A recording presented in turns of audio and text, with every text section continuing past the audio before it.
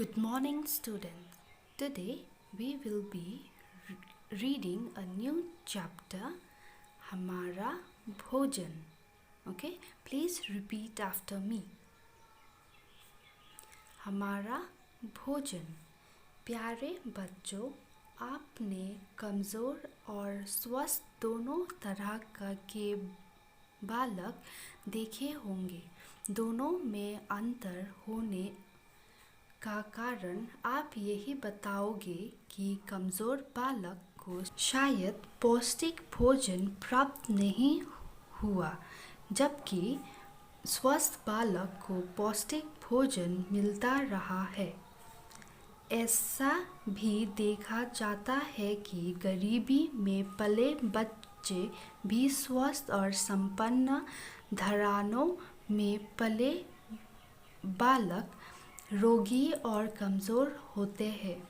सोचिए, ऐसा क्यों होता है? इसका पहला कारण संभवतः माता-पिता को बालक के शरीर के लिए पौष्टिक आहार का ज्ञान न होना है। दूसरा कारण बालक का हठी और क्रोधित होना है। Okay, I'll tell you. Kamzor means weak. Okay, Swasth means healthy. Paustik is nutritious. Bhojan is food. Hatti is stubborn, and Krodhi is angry child. Okay. यदि आप स्वस्थ हैं तो चिंता का कोई कारण नहीं। यदि आप कमज़ोर हैं तो क्यों? क्या आप हठी हैं या आप पौष्टिक भोजन करने में नखरे करते हैं? क्या आपको केवल चटपटा और स्वाद भरा भोजन ही पसंद है? मनपसंद भोजन ना मिलने पर क्या आप भूखे रह जाते हैं? लाभकारी होने पर भी क्या कुछ सब्जियां आपको नापसंद है? क्या कुछ हरी सब्जियों के नाम से ही आपको घृणा है? क्या फल खाना आपको अच्छा नहीं लगता? क्या मिर्च मसाले से भरी सब्जी न होने पर आपकी खुराक कम हो जाती है? यदि हाँ, तो सचमुच आपको पौष्टिक आहार का महत्व नहीं मालूम। आप अज्ञान के अंधकार में जी रहे हैं। आइए आपको पौष्टिक और संतुलित आहार की जानकारी प्रदान करें। निश्चित रूप से तब आप न केवल स्वाद के लिए अपितु शरीर को स्वस्थ रखने के लिए भोजन करेंगे। Okay? संतुलित is balanced, nutritious and balanced food. Okay?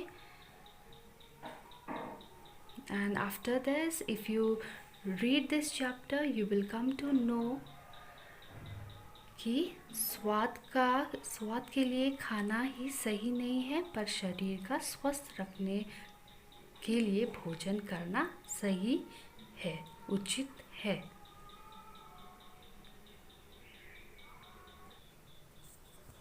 हमारा मुख्य भोजन मीन्स मेन भोजन। हमारा मुख्य भोजन गेहूँ या चावल है। कहीं कहीं गेहूँ के साथ चने का भी प्रयोग किया जाता है। इनका आटा बहुत उपयुक्त होता है। इसमें कार्बोहाइड्रेट होते हैं। ये शरीर को शक्ति प्रदान करते हैं। रोटी के साथ दूसरी प्रमुख चीज़ है दाल एवं सब्जी। इनके बिना रोटी स्वादिष्ट नहीं लगती। इनके और भी बहुत से लाभ हैं। जैसे दाल में प्रोटीन होते हैं, ये हमारी भीतरी कमी को पूरा कर थकान मिटाते हैं। सब्जियों में भी अलग गेहूं से हमें आटा मिलता है, पैडी से हमें चावल मिलता है। ओके, गेहूं इज व्हीट। अलग कई महत्वपूर्ण तत्व पाए जाते हैं। इसमें विटामिन भी होते हैं। ये हमें रोगों से बचाते हैं। सभी डॉक्टर हरी व पत्तेदार सब्जियां खाने की सलाह देते हैं। इन्हें खाने से कब्ज नहीं होता, पेट साफ रखते हैं और हम अनेक रोगों से बच जाते हैं।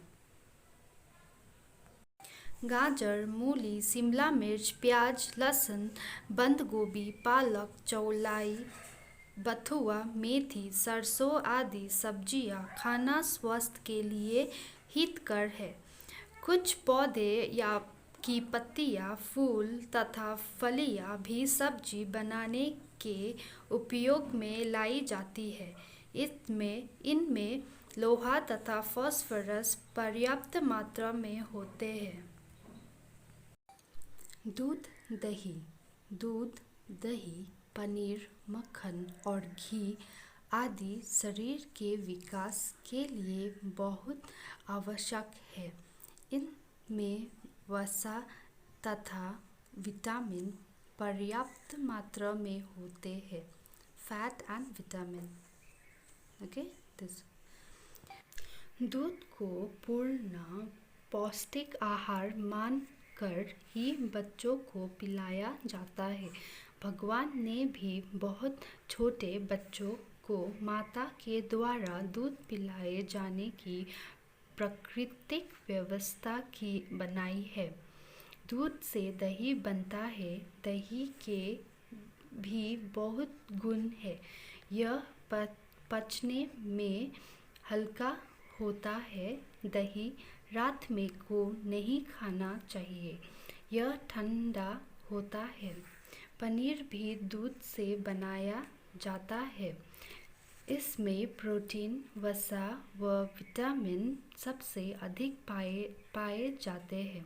यह खाने में स्वादिष्ट होता है, परंतु इससे अधिक मात्रा में नहीं खाना चाहिए। दही जमा कर बिलोने से मक्खन निकलता है।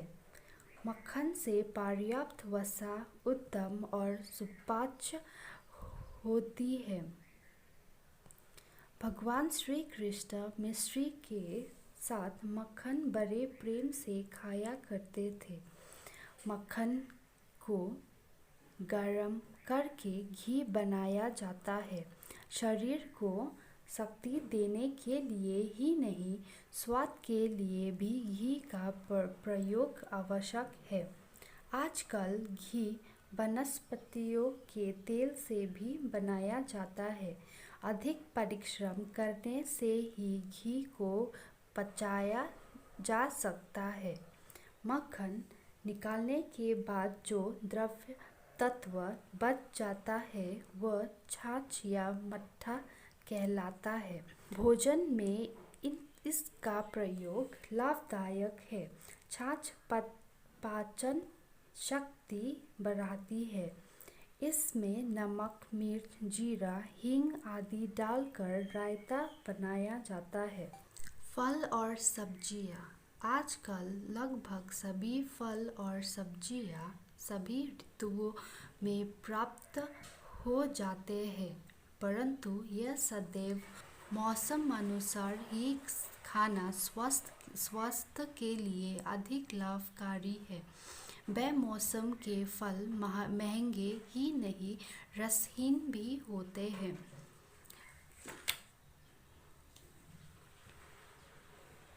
गाजर, मूली, टमाटर आदि का सलाद बनाया जाता है। नींबू और धनिया या पुदीने की चटनी का उपयोग पाचक क्रिया को ठीक करता है। सब्जियां कच्ची तोड़ी जाती है तथा आंच पर पकाकर खाई जाती है। कुछ फल और सब्जियों का मुरब्बा या अचार भी डाला जाता है। आप अब आप समझ गए होंगे कि संतुलित मात्रा में लिए गए पौष्टिक भोजन हमारे स्वास्थ्य के लिए कितना हितकारी है।